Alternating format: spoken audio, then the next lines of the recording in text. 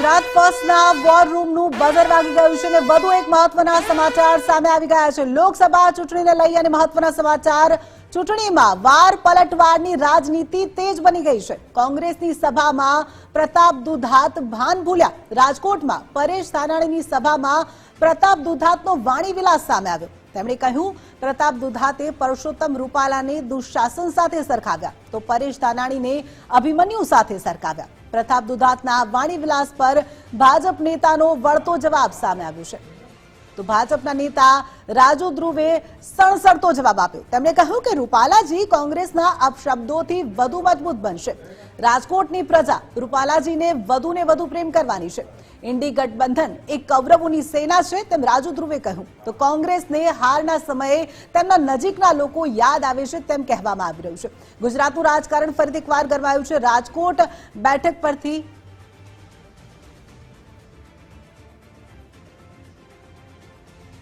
આ મહાભારતનો મને સીન દેખાય એ મહાભારતના સીનમાં એ સમયના યાદ કરે દિવસો કે ગુરુ દ્રોણ હતા, ભીષ્મ પિતા હતા, કૃપાચાર્ય હતા અને દ્રૌપદીનું વસ્ત્ર હાલતું હતું અને મુખ પ્રેક્ષક બની અને સજ્જનો બધા જોતા હતા। ત્યારે અભિમન્યુએ કીધું હતું કે પિતાજી તમે મુંજાઓમાં 9 કોટા વીંધી અને હું યુદ્ધ કરવા જાઉં। અમરેલીથી આવેલો અમારો યુવાન એ સમયના અભિમન્યુની જેમ 9 કોટા વીંધી અને રૂપાલાને વીંધી અને પરત પાછો આવશે, એમાં કોઈ શંકા નથી। પરસોત્તમભાઈ રૂપાલાને કોંગ્રેસના લોકો જે ગાળો દેવી હોય દે, પરંતુ પરસોત્તમભાઈ એ ગાળોથી વધુ મજબૂત હશે। રાજકોટની પ્રજા એમને વધુ ને વધુ પ્રેમ કરવાની છે, એ સાબિત થતું જાય છે। બીજી એક વાત, કોંગ્રેસના લોકો જ્યારે પરાજયને ભાળે છે, કોંગ્રેસની ખસ્તા હાલતને થતી જોવે છે, ત્યારે એમને અને એમના નજીકના સગાઓ યાદ આવે છે। જે રીતે ઇન્ડી ગઠબંધન એક કૌરવ સેના જેવું છે, ત્યારે સ્વાભાવિક છે કે કોંગ્રેસના નેતાઓને પોતાના નજીકના સ્વજનો જ યાદ આવે। અને હું માનું છું કે કોંગ્રેસના લોકો આજે પોતાના સ્વજનોને યાદ કરી અને એને રૂપાલા સાથે સરખાવવાનો પ્રયત્ન કરે છે, પરંતુ રૂપાલા જેવા પ્રખર લોકસેવક એક રાજપુરુષની સામે આ પ્રકારના વાક્ય પ્રયોગો કરે, રાજકોટની પ્રજા સાખી નથી લેવાની। તો વાર પલટવારની નીતિ તેજ બની છે। એક બાદ એક કોંગ્રેસ અને ભાજપના નેતા દ્વારા વાણી વિલાસ કરવામાં આવી રહ્યું છે। આ જ મુદ્દે વધુ વિગતો સાથે ન્યૂઝરૂમથી આપણી સાથે જોડાઈ ગયા છે એસોસિએટ એડિટર ધર્મેશ વૈદ્ય। ધર્મેશ, કોંગ્રેસના નેતા પ્રતાપ દુધાત દ્વારા વાણી વિલાસ કરવામાં આવ્યું છે। તેમના દ્વારા કહેવામાં આવ્યું છે કે પરસોત્તમ રૂપાલા દુશાસન છે કે જેમણે પોતાના ભાભીના ચિરહરણ કર્યા હતા, વસ્ત્રહરણ કર્યું હતું, તેની સાથે સરખામણી કરવામાં આવી રહી છે। સાથે જ તેમણે પરેશ ધાનાણી છે તેમને અભિમન્યુ કહ્યા છે। તો આ તરફ ભાજપના નેતા રાજુ ધ્રુવ છે તેમના દ્વારા પણ જે ઇન્ડી ગઠબંધન છે તેને કૌરવોની સેના કહેવામાં આવી છે। જિંકલ, રાજકોટ એટલે સૌરાષ્ટ્રનું પાટનગર અને લોકસભાની ચૂંટણી આ વખતે પહેલેથી જ ચર્ચામાં રહી છે। માત્ર ગુજરાતની દેશમાં પુરુષોત્તમ રૂપાલાના જે ક્ષત્રિય સમાજનું જે નિવેદન છે એનો વિરોધ અને વંટોળ ને એ બધું ચાલુ છે। એ દરમિયાન આજે જે પરેશ ધાનાણીનું ફોર્મ ભરવાનું હતું ત્યારે જે શક્તિ પ્રદર્શન હતું એમાં જે પૂર્વ ધારાસભ્ય છે અમરેલીના સાવરકુંડલાના પ્રતાપ દુધાતે પુરુષોત્તમ રૂપાલાને દુશાસન તરીકે ગણી જેમ મહાભારતના પાત્રની જે એન્ટ્રી કરી છે એને કારણે એક વિવાદ પણ સર્જાયો છે। આપણી સાથે એસોસિએટેડ દીક્ષિત ઠકરાર પણ છે। દીક્ષિત, ફરીથી મહાભારતના પાત્રની એન્ટ્રી એ જ રાજકોટની ભૂમિ છે કે જ્યાં એક જ શબ્દોથી આખો વિવાદ ઉઠ્યો હતો અને અત્યારે પણ એ સામનો કરી રહ્યા છે। ફરી પ્રતાપ દુધાતે જેને કહી શકાય કે દુશાસન સાથે રૂપાલાને સરખાવ્યા, શું કહેશો? ધર્મેશ, અમરેલીના નેતાઓએ જાણે બફાટ કરવાનો ઠેકો લીધો હોય, પરંતુ તે પહેલા પ્રતાપ દુધાત આપણી બહાર છે જોડાઈ ગયા છે। પ્રતાપભાઈ, એક બાદ એક જિલ્લાના નેતાઓ જ બફાટ કરે છે। પહેલા વીરજીભાઈએ કર્યો હતો, ત્યારબાદ પરસોત્તમ રૂપાલાનો પણ હું બફાટ જ કહીશ, જો કે ત્યારબાદ રૂપાલાએ માફી માંગી। હવે પ્રતાપ દુધાત પણ માફી માંગશે? એવો તમે કયો ગુનો કર્યો કે મારે માફી માંગવી પડે? પ્રતાપભાઈ, તમે આ શબ્દનો ઉપયોગ કરવો કેટલો યોગ્ય? દુશાસન સાથે મેં ખુલ્લો શબ્દનો ઉપયોગ કર્યો છે અને ઉપયોગ જે કર્યો છે દુશાસન રૂપી રૂપાલાને મેં ગણાવ્યા છે। વાત ઉપર એટલા માટે મક્કમ છું કે એ હસ્તિનાપુરની અંદર દ્રૌપદીનું વસ્ત્રહરણ હાલતું હતું, ગુરુ દ્રોણ હોય, કૃપાચાર્ય હોય, ભીષ્મ પિતા હોય, મુખ પ્રેક્ષક બની અને જોતા હતા અને મહાભારતનું નિર્માણ થયું હતું। આજે જે રાજકોટની અંદર વાણી વિલાસ કરી બેન દીકરીની આબરૂ ઉપર હાથ મૂકવાનો પ્રયત્ન કર્યો, રાજા મહારાજાઓને રોટી બેટીના વ્યવહાર સાથે રૂપાલાએ સરખાવવાનો જે પ્રયત્ન કર્યો, સજ્જન માણસો, બુદ્ધિજીવી માણસો મૌન મુક્ત પ્રેક્ષક બની અને ભારતીય જનતા પાર્ટી સામે શરણાગતિ સ્વીકારી ઈડી, સીબીઆઈ, પોલીસના ડરમાં, દમનમાં આવી અને કોઈ એક પણ માણસે રૂપાલાને અટકાવવાનું કામ નથી કર્યું. એટલે દુશાસન પ્રતાપભાઈ રૂપાલાને ન અટકાવ્યા સાંભળી લ્યો, પરંતુ તમને એવો કોને હક આપ્યો કે તમે પણ આ રીતે વાણી વિલાસ કરો? અમરેલી જિલ્લાના એક બાદ એક નેતાઓ આ પ્રકારના વાણી વિલાસ કરીને ગુજરાતની જનતાએ સાંભળવાના. દ્રૌપદીનું વસ્ત્રહરણ હાલતું હતું. મહાભારતના પાત્ર સાથે સરખામણી એ પ્રકારે થઈ કે લોકતંત્રનું વસ્ત્રહરણ અત્યારે ચાલી રહ્યું છે. ચંદીગઢનું ઇલેક્શન હોય તો ત્યાં પણ લોકતંત્રનું વસ્ત્રહરણ થયું છે. એ પ્રમાણે રૂપાલાએ વાણી વિલાસ કરી અને બહેન દીકરીનું અપમાન કર્યું. બહેન દીકરીના અપમાનના ભાગરૂપે મેં એવું કીધું કે દુશાસન રૂપી રૂપાલા એટલે આજની તારીખમાં વાણી વિલાસથી વસ્ત્રહરણ કરી અને બહેન દીકરીનું, રાજા મહારાજાના પરિવારોનું અપમાન કર્યું છે, હિન્દુ ધર્મનું અપમાન કર્યું છે, સનાતન ધર્મનું અપમાન કર્યું છે.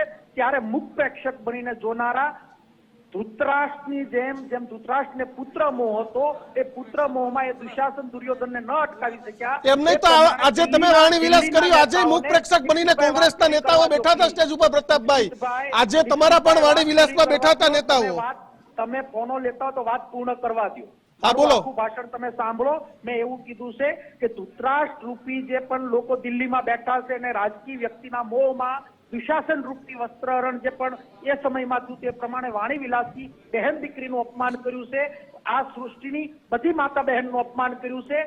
ત્યારે મહાભારતનું નિર્માણ રાજકોટમાંથી થયું છે. એના કોઈ જવાબદાર હોય તો એ ભારતીય જનતા પાર્ટી જવાબદાર છે. એના ભાગરૂપી હું જે ભાષણમાં બોલ્યો છું એ વાત ઉપર હું વક્તવ્ય. પરંતુ પ્રતાપભાઈ, પરસોત્તમ રૂપાલાએ 3 વાર માફી માંગી. આ એક ઘટનાક્રમ જ નથી જે થયો, એ 3 વાર માફી માંગી. હવે પ્રતાપ દુધાત માફી માંગશે કે નહીં? કારણ કે પરસોત્તમ રૂપાલા પણ એક પાટીદાર સમાજના નેતા છે. માફી માંગવાનો એટલા માટે પ્રશ્ન ઉપસ્થિત નથી થતો દીક્ષિતભાઈ, મારી વાત ઉપર હું મક્કમ છું કે હાલ જે હિન્દુસ્તાન ગુજરાતમાં ચાલી રહ્યું છે, જે હું વાત કરી રહ્યો છું, એ પાત્રો સાથે વર્ણન મેં કરાયું છે. એ વર્ણન ઉપર વાતને મેં તાકીને વાત કરી છે. એ પાત્રની સાથે સરખામણી કરીને મેં વાત કરી. માફી માંગવાનો કોઈ પ્રશ્ન ઉપસ્થિત નથી થતો. પ્રતાપભાઈ, ભાજપના નેતાઓ કહે છે કે તમારે ગાળો આપવી એટલી આપો, પરંતુ રાજકોટથી રૂપાલા જીતવાના છે. કોંગ્રેસના નેતાઓ ટાર્ગેટ કરે છે, આંદોલનનો ઉપયોગ કરે છે, ક્ષત્રિય સમાજને ગેરમાર્ગે દોરે છે. ક્ષત્રિય સમાજ હોય કે પાટીદાર સમાજ હોય કે દલિત સમાજ હોય કે કોળી સમાજ હોય, ભારતીય જનતા પાર્ટીએ બધા જ સમાજ ઉપર દમન કરવાનું કામ કર્યું. હર હંમેશા એમાં એ સફળ પણ રહ્યા છે. અને અત્યારે જે રૂપાલાની ફોર્મ પરત નહીં ખેંચાવું અથવા ટિકિટ કેન્સલ નહીં કરવી, એનો સીધું જ દાખલો બેસાડવા માંગે કે સર્વોપરી ભારતીય જનતા પાર્ટી આ દેશની અંદર છે. કોઈ સમાજ સર્વોપરી નથી. બધા જ સમાજ ઉપર દમન કરી દબાવવાનો પ્રયત્ન થયો છે. એ દબાવવાના પ્રયત્નના ભાગરૂપે ક્ષત્રિયોએ આ ધરતી ઉપર, આ સૃષ્ટિ ઉપર પ્રતાપભાઈ, તમારી પાસે બીજા કઈ મુદ્દા નથી કામ કરવા માટેના? કેવી સરકાર, કેવી કામ આવશો, વિકાસની વાત, ભ્રષ્ટાચારની વાત, એની બદલે તમે કેમ પરસોત્તમ રૂપાલાને પ્રચારનો મુદ્દા બનાવી દીધો રાજકોટ સહિત રાજ્યમાં? જ્યાં જે રૂપ અપાતું હોય, દાખલા તરીકે રાજકોટની અંદર પરેશભાઈ ધાનાણીને લડવા શા માટે જવું પડ્યું, ત્યાં શા માટે જવું પડ્યું, એ પરિસ્થિતિનું નિર્માણ થયું છે. એ પરિસ્થિતિ પ્રમાણે મેં વાત કરી છે. જ્યાં મુદ્દો મુકાતો ત્યાં મુદ્દો મૂકવાની મેં પ્રયત્ન કર્યો છે અને મેં ગુજરાતની જનતાને જગાડવાનું કામ કર્યું. પરંતુ હજી એક મારો ફરીને પ્રતાપભાઈ સવાલ કે જે શબ્દ બોલી એના માટે સેજ પણ રંજ છે પ્રતાપ દુધાતને? કે આ શબ્દનો ઉપયોગ મારાથી ખોટી રીતે થઈ ગયો? રંજનો પ્રશ્ન એટલા માટે ઉપસ્થિત નથી થતો કે સજ્જન સારા માણસો જ્યારે પણ કોઈ લગામ ન લગાવી શકે ત્યારે મહાભારતના પાત્ર સાથે સરખામણી કરી એટલે કોઈ પ્રશ્ન ઉપસ્થિત થતો નથી.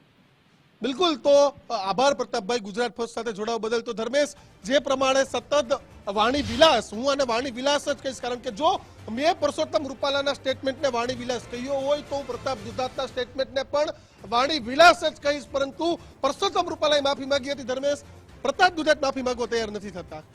ચોક્કસ દીક્ષિત, કહી શકાય કે જે શબ્દ છે એ શબ્દ ક્યારેક કયું સ્વરૂપ પકડશે, કોને ફાયદો કરશે, કોને ગેરફાયદો કરશે, એ ભૂતકાળના રાજકારણમાં પણ જોયું છે. અને અત્યારે પણ આ પ્રતાપ દુધાત કહી રહ્યા છે કે જે શબ્દ બોલ્યા છે દુશાસન રૂપાલાને, એ શબ્દ પાછો ખેંચવા કે માફી માંગવા પોતે તૈયાર નથી. જી જિંકલ. તો સાથે જોડાવા બદલ આપનો આભાર. તો રાજકોટમાં વાણી વિલાસ થઈ રહ્યું છે. પ્રતાપ દુધાત દ્વારા મહાભારતના પાત્રો સાથે સરખામણી કરવામાં આવી રહી છે. પરસોત્તમ રૂપાલાને તેમણે મહાભારતનું પાત્ર દુશાસન સાથે સરખામણી કરી અને તેમણે દુશાસન સાથે તેમને સરખાવ્યા, પરંતુ દુશાસને એક પણ વાર માફી નહોતી માંગી અને તેણે વસ્ત્રાહરણ જેવું મોટું પાપ કર્યું હતું. પરંતુ પરસોત્તમ રૂપાલાએ જે વાણી વિલાસ કર્યો હતો, જે ન બોલવાના શબ્દો બોલ્યા હતા, તે માટે તેમણે ત્રણ વાર માફી માંગી ચૂક્યા છે. તેમ છતાં તેમનું દુશાસન સાથે સરખામણી કરવી કેટલી યોગ્ય છે તે પણ એક પ્રશ્ન થઈ રહ્યો છે. તો તેમણે પરેશ ધાનાણીને અભિમન્યુ સાથે સરખાવ્યા હતા. તો બીજી બાજુ ભાજપના નેતા રાજુ ધ્રુવ દ્વારા પણ ઇન્ડી ગઠબંધનને કૌરવોની સેના સાથે સરખાવવામાં આવ્યા છે.